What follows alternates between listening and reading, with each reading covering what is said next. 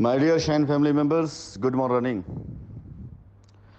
Shine family members, कल इस गीत के ऊपर किसी बच्चे ने एक वीडियो बना करके भेजी, जिसे मैंने आप सभी लोगों को पोस्ट किया और अपने स्टेटस पे मैंने लगाया। इसलिए नहीं कि वीडियो उसने मुझ पर बनाकर भेजी थी, बल्कि इसलिए कि वीडियो के जो बोल थे, जो गाने के बोल थे, वो बड़े शानदार थे। और हकीकत में मुझे लगता है कि शायद आज शाइन परिवार के हर उस बच्चे की ज़िंदगी की ये लाइनें हैं जो फिर से खड़ा हुआ है और फिर से लड़ रहा है जीतने के लिए। क्योंकि ये लाइनें बहुत सी मायने अपने अंदर छिपा के रखी हुई हैं कि अगर आप अपनी असलियत, अपनी हकीकत और अपनी औकात को आप नहीं भूलें तो कभी ज़िंदगी में आप कंप्रोमाइज़ नहीं करेंगे। कभी भी ज़िंदगी में आप ग्रेट होने के बाद, ग्रेटेस्ट होने के बाद, कभी भी आप जो स्मॉलेस्ट या लोएस्ट पर नहीं जाएंगे।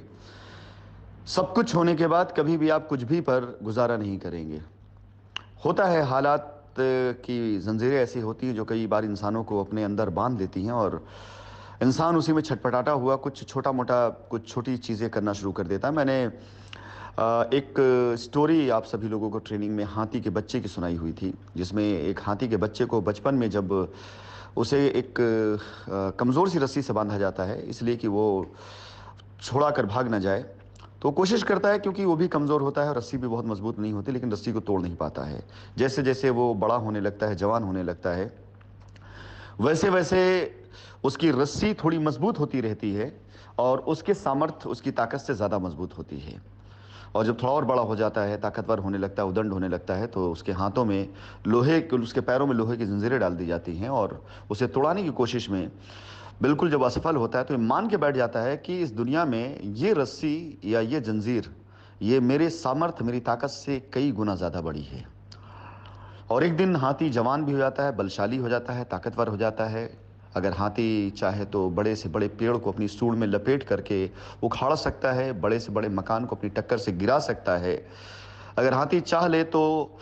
अपनी ताकत और अपनी शक्ति के बल पर वो कुछ भी ऐसा असंभव कार्य कर सकता है। कहा जाता है कि जब मदमस्त हाथी पागल होकर के जंगल से निकलकर सड़कों पर या गांव में आ जाता है तो पूरे पूरे गांव को उजाड़ देता है। इतनी ताकत उसके अंदर होती, इतना बलशाली वो होता है।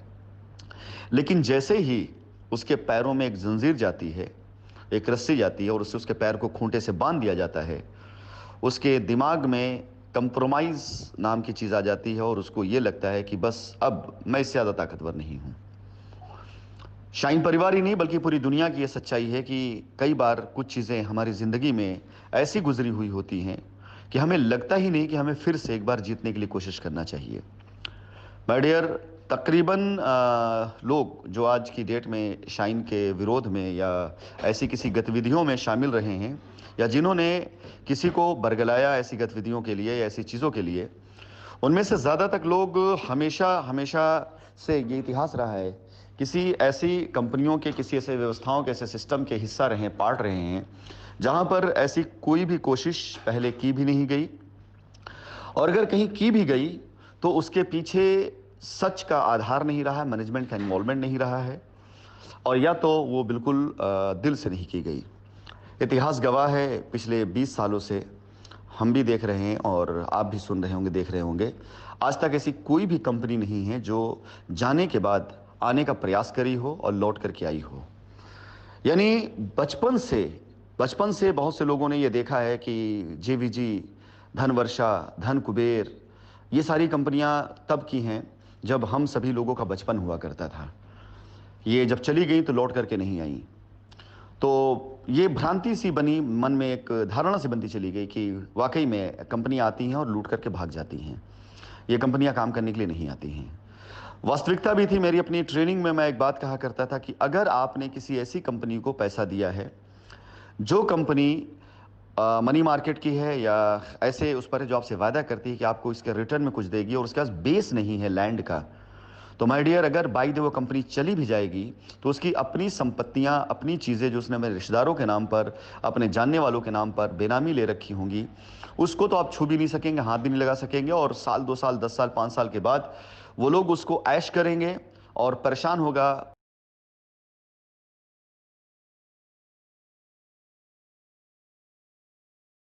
और परेशान फील्ड वर्कर इसलिए होता है कि इमीडिएट पता नहीं कहां से ऐसे नेतागण नेतागढ़ का मतलब मेरा उन नेताओं से है जो इस तरह की व्यवस्थाओं में खड़े हो जाते हैं नेतागिरी करने के लिए। मेरा उद्देश्य और मेरा मकसद, मेरा सिर्फ और सिर्फ एक ही उद्देश्य है कि मैं आपको चिन्हित करा सकूं ऐसे चेहरों से जो ऐसे वक्त में उपज आते हैं, और उपजने के बाद वो तरह तरह के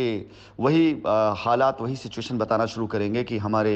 इन प्रयासों से इसको जेल हो गई, ये देश छोड़कर भाग गया, इसने इतना कुछ किया, लेकिन लंबित है कई केस। लेकिन आज तक ये भी इतिहास गवाह है कि 1 रुपया, 1 पैसा, एक आना, एक पाई का भी अदायगी नहीं करा पाए ऐसे लोग कहीं पर अपनी प्रयासों से, क्योंकि किसी कंपनी ने प्रयास ही नहीं किया। होता यह है कि ऐसा प्रयास वो इसलिए करते हैं कि कंपनी मैनेजमेंट या उसके लोग बातों को दबाने के लिए उनसे समझौता करें और उनकी पॉकेट को गर्म करें, और वो आंदोलन या धरना प्रदर्शन या बाकी चीज़ों को एक नया रूप, एक नया प्रारूप दे दें।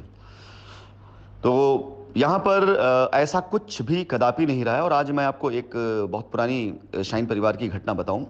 कि हमारे बहुत ही करीबी, बहुत ही अजीज हमारे एक प्रेसिडेंट एसोसिएट हमारे पास दुबई में थे, और उनके ऊपर एक एफआईआर हो गई थी। उन्होंने घबरा कर ये बात कही कि मैं एफआईआर वापस करवा लूँगा अगर आप इनका काम करवा दीजिए। और मैंने उनको जवाब दिया था कि ये एफआईआर बिल्कुल मैं इसका काम नहीं करवाऊंगा, क्योंकि अगर आज एक पे मैंने काम करवा दिया तो कल हर कोई यही रास्ता अपनाएगा। इस बात का अफवाह बनाया भी गया कि जो एफआईआर कराएंगे उनका काम होगा, जो नहीं कराएंगे उनका काम नहीं होगा। इस बात की अफवाह बनाई भी गई, ऐसा नहीं है। और इसी की वजह से लोगों ने लोगों को भड़काना शुरू किया, उकसाना शुरू किया, क्योंकि यहाँ पर क्रॉस मार्केटिंग चल रही थी। क्रॉस मार्केटिंग का मतलब कस्टमर परेशान,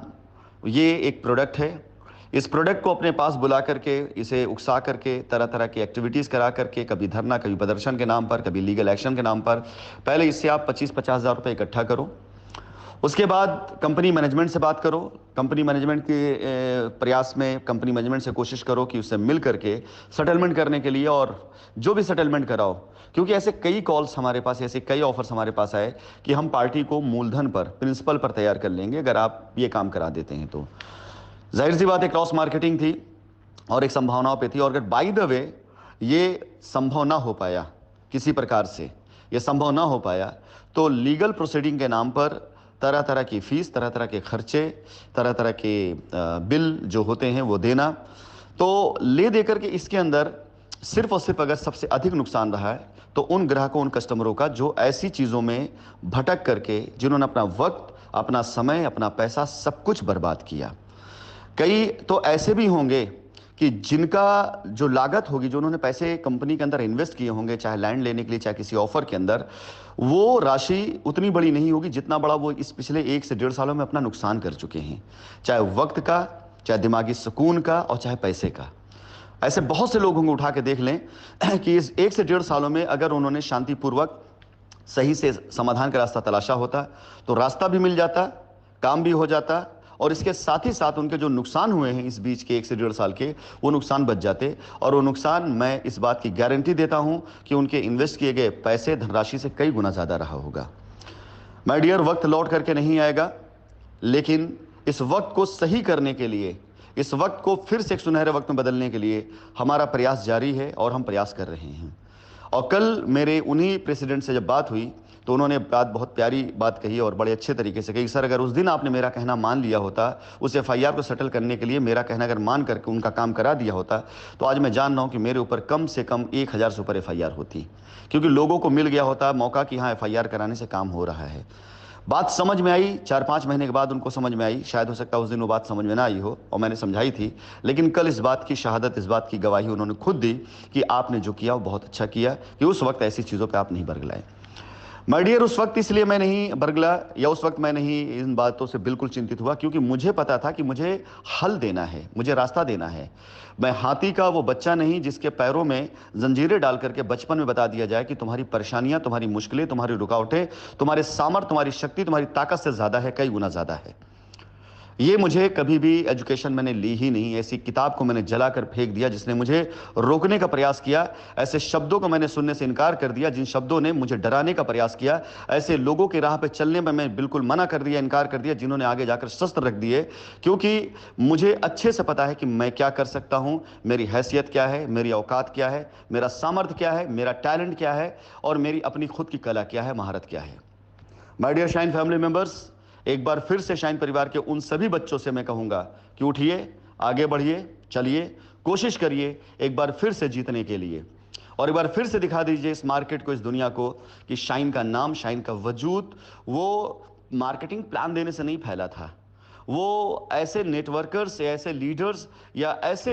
सेट वर्कर सेटर्स के जरिए नहीं फैला था जो सिर्फ अपने लिए मेहनत करते हों या अपने कमाई, अपनी इनकम के लिए मेहनत करते हों। शाइन परिवार का जब काफिला चला करता था, शाइन परिवार का चेयरमैन जब झूम करके आगे बढ़ा करता था, तो उसके पीछे सैकड़ों लोगों की जो भीड़ होती थी, वो उस मदमस्त जंगली जानवरों की तरह नहीं, बल्कि उस लश्कर की तरह हुआ करते थे जिनका एक मिशन हुआ करता था कि उन्हें कुछ जीतना है, उन्हें कोई जंग जीतनी है और जंग लड़ करके जीतनी है। हम कैरियर के लिए काम करते थे, हम भविष्य के लिए काम करते थे, हम भारत देश की जनसंख्या के लिए काम करते थे, हम भारत देश के अंदर रोजगार लाने के लिए काम करते थे, और हमने ये काम किया है और आज भी ये काम हम कर रहे हैं। अगर आज हमारे पास कम से कम जो हमारे प्रेसिडेंट साइटों पर उतर चुके हैं, जो जाकर साइट विजिट करा रहे हैं, जो वहां पर साइट पर विजिट करा कर रजिस्ट्रियां करा रहे हैं, अगर हम हर दिन का हमारा रिकॉर्ड है कि अगर 10 से 15 प्लॉट की भी हम रजिस्ट्री करा रहे हैं कम से कम, जबकि संख्या इससे ज्यादा है, तो उसमें खर्च होने वाला, खरीदा जाने वाला स्टैंप हमारी स्टेट गवर्नमेंट को रेवेन्यू देता है। अगर हम वहां पर रजिस्ट्री कराते हैं तो उसमें ली जाने वाली एडमिन कॉस्ट, कोर्ट फीस हमारी व्यवस्थाओं को मजबूत करता है। वहां से मिलने वाली वकील की फीस और वहां पे टाइपिस्ट का जो इनकम पैसा जो होता है, वो कम से कम कुछ लोगों को रोजगार देता है। गाड़ी पर बैठकर जो कस्टमर आता है, आने के बाद साइट विजिट करता है, वो उस गाड़ी चालक को, उस ड्राइवर को, उस पेट्रोल पंप पे काम करने वाले पेट्रोल पंप पे के वेंडर को रोजगार देता है। साइट पर जब कोई अपनी बाउंड्री करवाता है तो उस पर काम करने वाले लेबर्स को रोजगार मिलता है। आने वाली ईंटें, सीमेंट, बालू, सरिया, गिट्टी, ये सारी चीजें कहीं ना कहीं रोजगार देते हैं। My dear shine family members, shine कल भी रोजगार के लिए काम करती थी, आज भी रोजगार के लिए काम कर रही है और आगे भी काम करेगी। और आज मैं एक बात और कहना चाहूंगा, यूएई में आईपीएल होने की पूरी संभावना हो गई है, पूरी तरीके से संभावना हो गई है। अगस्त का टारगेट आप सभी लोगों के पास में है। लायबिलिटीज उतारिए। जिन जिन साइटों को, जिन जिन लोगों को दिया गया है, उनसे मेरी रिक्वेस्ट, मेरा निवेदन है, अपनी लायबिलिटी उतारिए, लिस्ट मुझे दीजिए, यूएई में आइए और आईपीएल मैच का एंजॉय करिए, उसका आनंद लीजिए मेरे साथ बैठ करके। मैं आप सभी लोगों को आमंत्रित करता हूं कि अपनी अपनी लायबिलिटी उतारिए और खुश चेहरे के साथ आकर के एक बार यूएई के अंदर जिन जिन स्टेडियम में आईपीएल के मैच होंगे, वहां बैठ करके मैच देखते हुए जय शाइन सिटी का नारा लगाइए। और यूएई के अंदर जब आप लैंड करेंगे तो एयरपोर्ट या स्टेडियम के अंदर शाइन ग्रुप का एड जो था, जो हमारा अंदाज रहा है, वो आपका स्वागत करेगा।